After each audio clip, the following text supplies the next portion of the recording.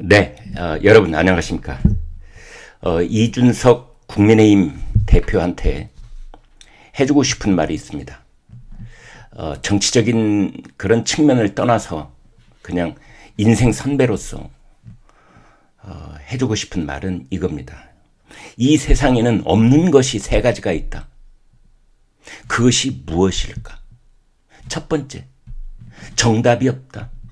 인간사는 매우 복잡하게 얽히고 설켜서 뭐 수학처럼 산수 공식처럼 딱 정답이 맞아떨어지는 경우가 없다. 정답이 없다. 두 번째, 비밀이 없다. 어떤 한 사람을 오랫동안 속일 수도 있고 많은 사람을 잠시 속일 수 있을는지는 몰라도 모든 사람을 오랫동안 속이는 것은 불가능하다. 당신이 언제 어디서 무엇을 했는지 꼭 드러나게 마련이다. 비밀이 없다. 그 다음에 세 번째는 공짜가 없다 이겁니다. 공짜가.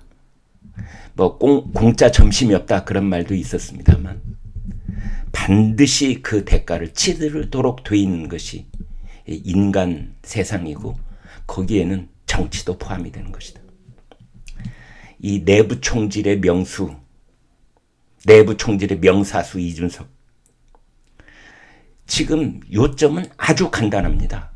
이것을 이렇게 저렇게 복잡하게 따질 필요가 하나도 없는 사안이에요. 첫 번째는 돈을 지불해야만 하는 여성과 20여 차례 잠자리를 했느냐? 이겁니다. 두 번째, 그 일이 폭로되려고 되니까 그 일을 무마하려고 7억 원짜리 각서를 써줬느냐? 이겁니다. 이것만 밝혀지면 되는 겁니다. 이준석 대표가 2013년에 대전시 유성구에 있는 관광 호텔에서 아이카이스트 대표가 대신 돈을 지불하는 여성과 잠자리를 했다면 그것은 절대 비밀이 될 수 없고 그것은 절대 공짜일 리가 없다. 이겁니다. 그것이 지금 이준석의 발목을 잡고 이준석의 목덜미를 후려치면서 정치적 사망 선고를 내리려고 하는 겁니다. 어제 오늘 듣자 하니 이준석이 아마 가처분 신청을 하는 것이 거의 100% 확실해지고 있는 것 같습니다. 이준석은 두 가지를 얘기했습니다. 하나는 당원 민주주의, 또 하나는 절차 민주주의. 이것을 어겼기 때문에 지금 국민의힘 지도부가 이 두 가지를 어기면서 비상대책위원회를 이제 가동을 하려고 하니까 그것을 위반해서 비대위 효력 정지, 징계 윤리위원회의 징계 원천 무효 이런 내용을 묶어서 이제 법원에다가 가처분 신청을 하려고 하는 것 같습니다. 먼저 이준석 대표가 말하고 있는 당원 민주주의 이것부터 따져보도록 하겠습니다. 당원 민주주의. 이제 이준석 쪽에서 지금 주장하고 있는 것은 이겁니다. 전당대회. 어떤 정당이든 전당대회는 그 이상이 없는 최고 의결기구가 전당대회입니다. 당대회. 거기에서 전당대회에서 뽑은 당대표. 이준석 자기는 전당대회에서 당원과 국민이 함께 뽑은 당대표라 이겁니다. 그런데 어떻게 그 전당대회보다 하위 기구인, 한참 하위 기구인 최고위원회의와 그 다음에 전국위원회에서 자기를 영구 제명시키고 비상대책위원회를 출범시킬 수 있느냐? 이건 당원 민주주의에 어긋난다. 이제 이런 논리를 주장하고 싶은 것 같아요. 이준석 대표에게 묻겠습니다. 아니, 당대표를 떠나서 그러면 대통령은 전 국민이 직접 투표로 뽑은 대통령은 왜 탄핵했습니까? 국민보다 그 이상 가는 개념이 있습니까? 국가란 왜 존재합니까? 국민을 위해서 존재하는 겁니다. 그런데 그 국민이 직접 투표로 박근혜 대통령을 선출했는데 왜 당시 국회는 그리고 헌법재판소는 탄핵을 했다는 것입니까? 국민이 뽑은 대통령을 왜 국회와 헌법재판소가 끌어내렸던 겁니까? 여기에 대해서 이준석은 대답해 보세요. 왜 그때 이준석은 국민의힘 당원이었는데 결사항전의 그 자세로 탄핵을 막으려 가지 않았던 겁니까? 그러면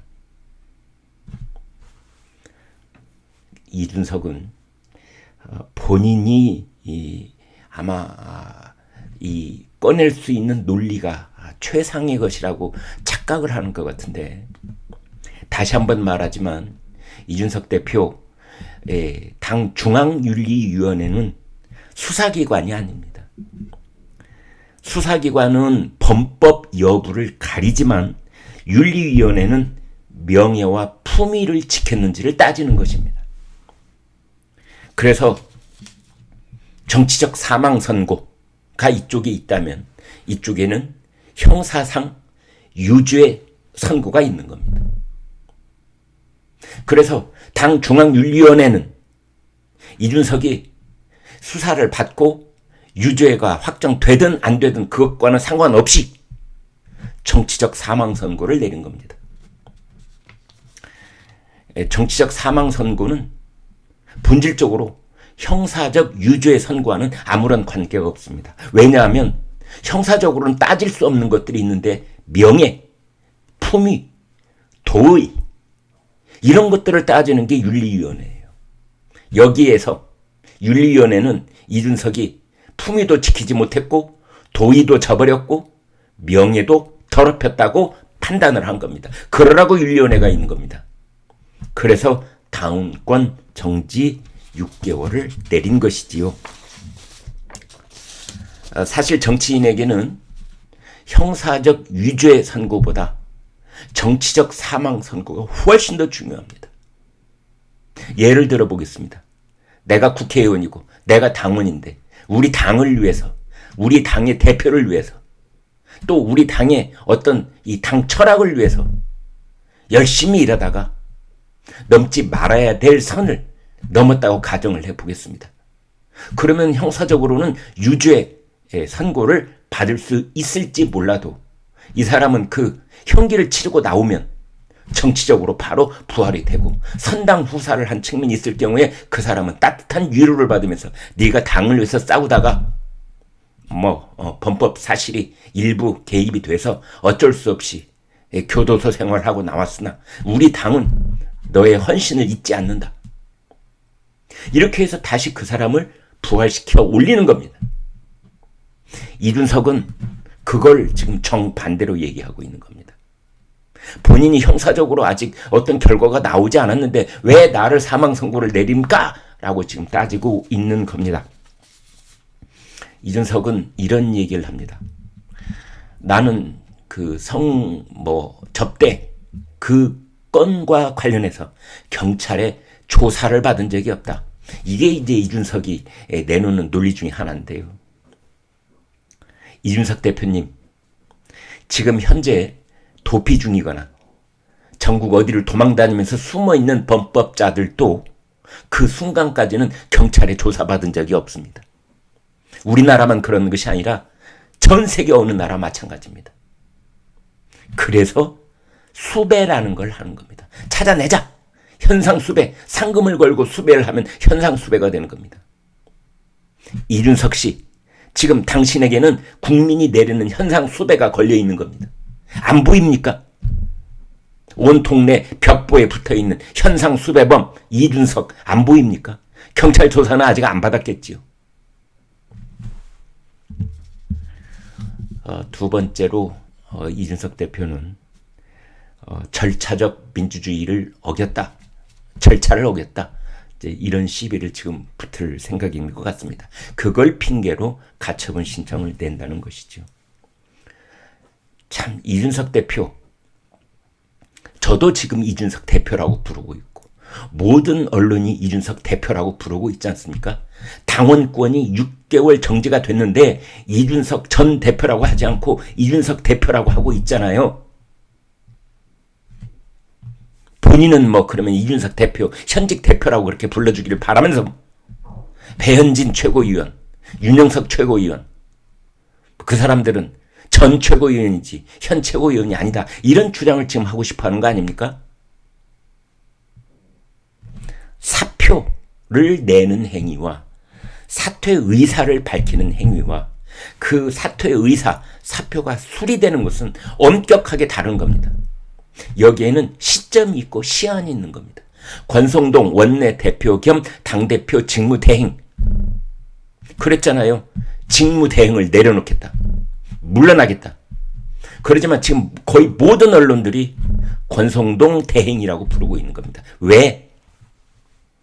권성동 원내대표가 직무대행의 그 직을 내려놓겠다고 하는 것은 비상대책위원회가 출범하기 전까지 그렇게 되어 있는 겁니다. 시점이. 이런 일은 전부 다 시점이 있고 시한이 있는 겁니다.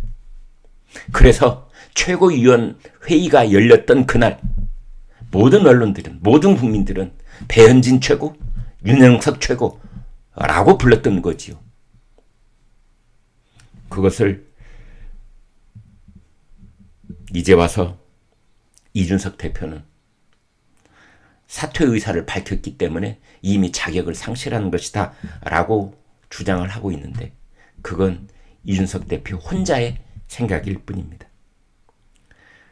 그래서 이 두 가지를 살펴봤는데 당원 민주주의, 절차 민주주의, 이준석 대표 정말 이제 후회해도 너무 늦었습니다. 그래서 어떻게 보면은 정치적으로 당원들과 국민들은 이준석이 어떤 잘못을 했느냐 안 했느냐 그것보다도 어떤 잘못이 드러났을 경우에 어떤 태도를 보였는가 이 점을 더 중히 여기고 있는 겁니다. 아시겠습니까? 이준석 대표님. 당신이 2013년 7월 8월 그해 가을 대전까지 내려가서 무슨 짓을 했느냐 그것도 중요하지만 그보다 더 중요한 것은 당신이 그때 일을 국민들께 어떻게 해명하고 거기에 대해서 어떤 반성을 하고 거기에 대해서 어떻게 그 죗값을 달게 받겠다고 하는지 정치적으로 그걸 보려고 했던 것인데 지금 많은 사람들이 그 이후에 이준석 대표가 보인 태도에 크게 실망하고 있는 겁니다. 다시 한번 말하지만 이 세상에는 비밀도 없고 공짜도 없는 겁니다. 네, 오늘 여기까지 말씀드렸습니다. 구독, 좋아요 부탁드립니다.